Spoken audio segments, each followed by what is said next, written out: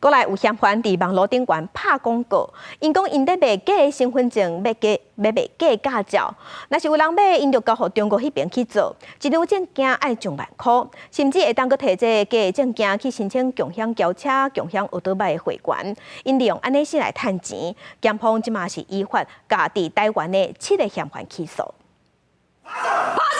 出来顶柜搜索，去年底这波行动渐渐破获两华合作的伪证集团，专案测试症结，检方以涉嫌盗用公信文罪嫌起诉在台7名被告，严重影响社会秩序，追查流向，以净化选前治安。专案去年底查获，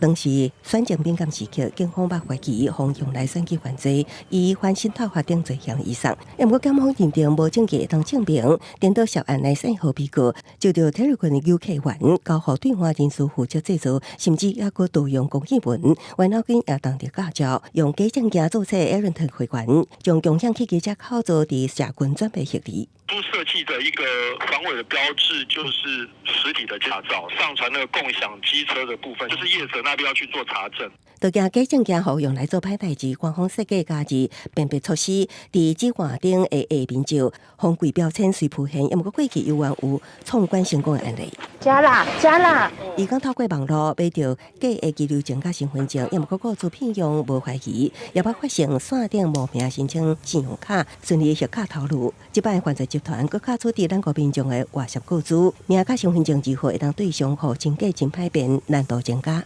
可能会有漏洞的地方，就比如说各地乡镇县区公所这些比较小的，也是公家单位的地方，那在治安的防护就比较不够，比较薄弱。面对假的身份证累积无回应，会当为官网查询较真，也毋过自安全卡提醒，为公部门、中小企业自安意识尤愿爱加强，也爱防告知外泄。记者综合报道。